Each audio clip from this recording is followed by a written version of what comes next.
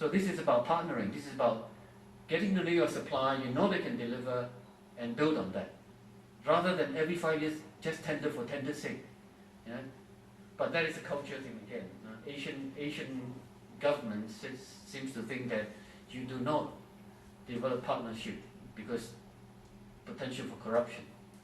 Now that is a phobia in my opinion. It's causing a lot of unnecessary costs.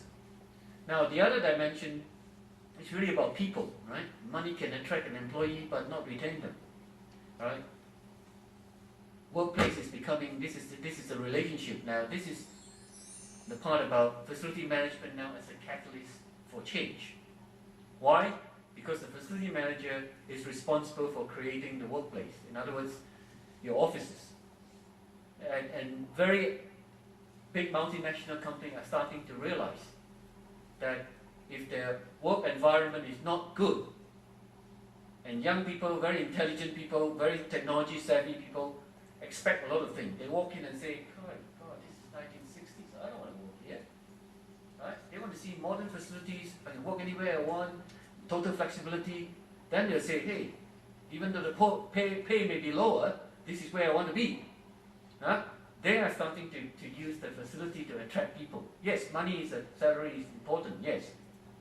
But what is the additional? Do you want to work in a very nice environment where you can decide where you want to work? Or do you want to work in a place which is like 1950s, row by row, your boss seeing you there? If you're not there, you're not working. Right? You choose. Now, the other one is about life cycle management, right? Particularly for architecture and design, is the totally utilized area of providing feedback from use. As I say, you take 1 year, 2 years to design and construct. You take the next 30 years to make money out of it or to use it. Now, where do you think you'll learn whether the facility is working or not working? It's when you go in and use it. Now, who better than the facility manager who are actually managing it to say, hey, that doesn't work. Now, I've come across something like for instance, there was schools. When I was in Scotland, there was this organization set up called Scottish Special Housing Association. They develop public housing. Right? And then there's a group course, which is a research group, which is trying to encourage, at that time not facility manager, maintenance manager, to tell them what doesn't work, so that they don't design it. They change the design. Things like, they find out that doors, in schools, primary school, secondary school, right? Corridor doors you push through and all that. The what do you call it? The hinge that holds the door. They know if they can have good feedback, right? They actually know don't use a certain brand of hinge because it will last for 6 months and it will break. Right? Now this is what is valuable because you say, now architects don't design that way. Another good example is a housing, a local authority in Scotland. It's called Newtown Development. Right? In Scotland, they don't like the city to grow too big. So when the population increased, they developed what they call new towns, completely new, right? And these towns are developing houses, well, not multi-story like that. In Scotland, you've got plenty of space, so low-rise.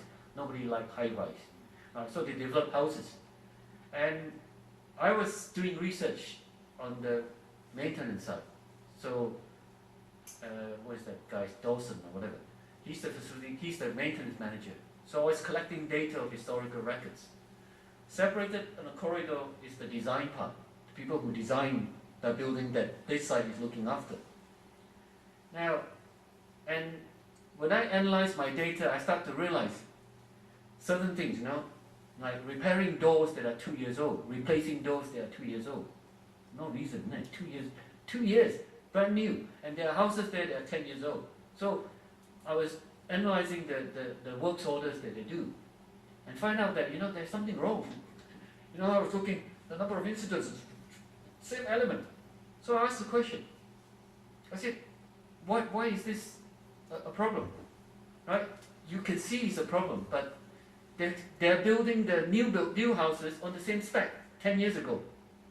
What has happened that I found out, was that they were putting in doors, and in Scotland, you got in winter, the rain come horizontal, strong wind. And they're putting in doors using timber they're not treated. Right? So 2 years the door warped, changed shape because of the wet, dry, summer, winter. Every 2 years going to change it. Right?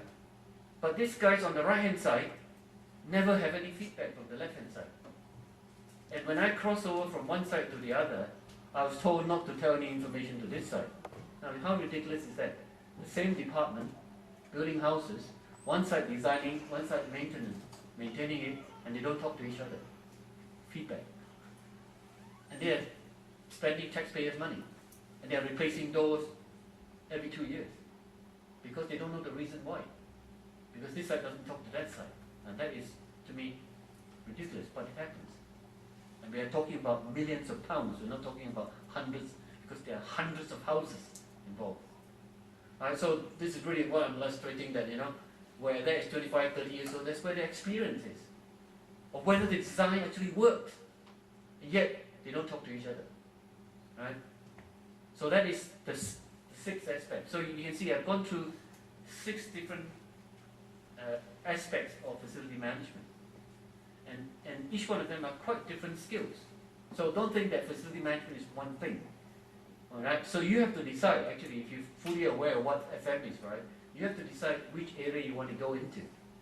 If you want to go into the business of space part, then fine. You need design skills, because you are designing spaces, workplaces, office spaces, taking into account culture, taking into account utilities and all that. But if you are doing this kind of thing, it's the asset side, repairs and maintenance side, right? So they are quite different aspects.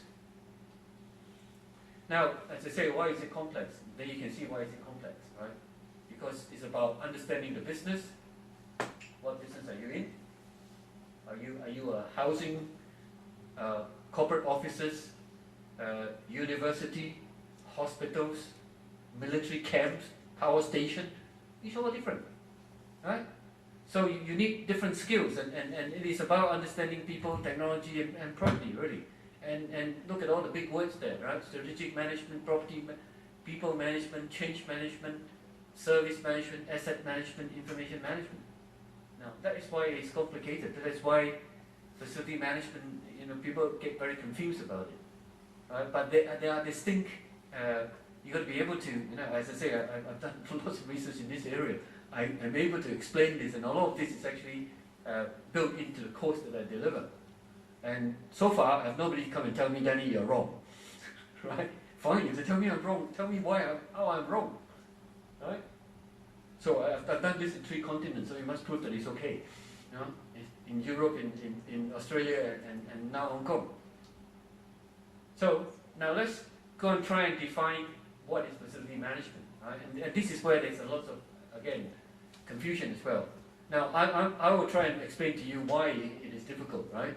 So these two sides, one side is management sophistication, which is to what extent the management understand, appreciate facility management, therefore provide for it. And the other side is what I call support services, is like cleaning, security, maintenance, all sorts of services. Okay? So, and then you've got operational versus strategic, right? Operational versus strategic. And between them, you got layers of it. Now, this is what I call the problem, right? You got various interpretations of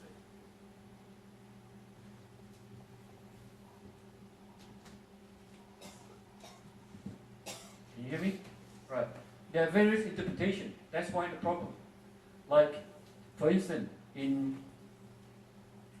perhaps in Taiwan, your definition of facility management is very operational. Right? You're dealing with security, maintenance, right? Common area maintenance, and not a lot of the strategic part. Right? But you go to a company like, as I say, the Hewlett Packard, right? Apple,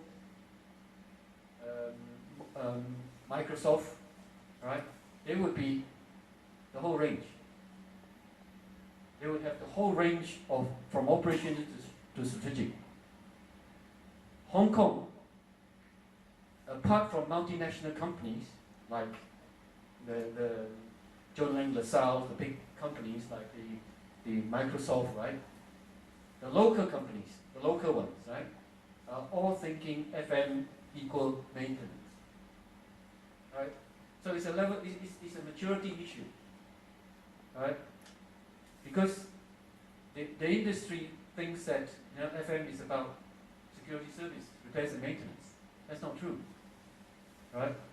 You go to Europe, the whole range, and there are companies that only do that.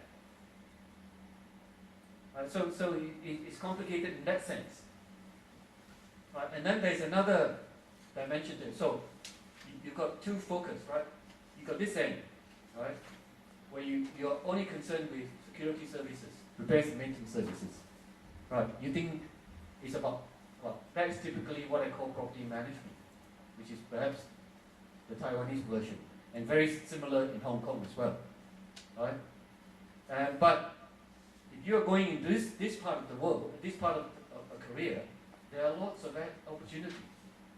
Like I said, my students, right, they work with Microsoft, right?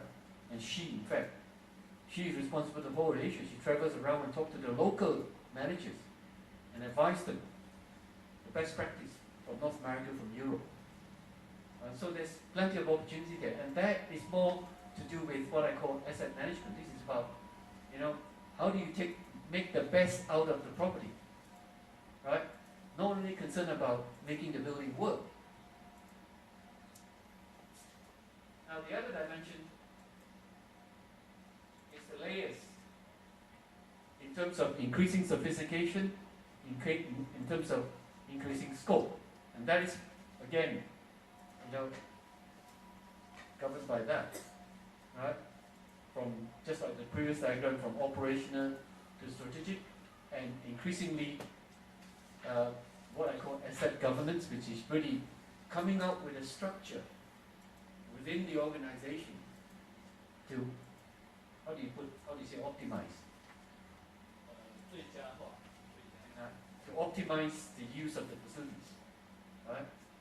Because right now, right, all you have is what Australian will call fighting bushfire. There's a fire come out, you just put it off, no strategy, right? Because you've got no competence, right? If you have that, you have the structure, you have the knowledge, right? You have the system to identify, right? To solve and to improve. Now, if you don't have improvement, you are staying still.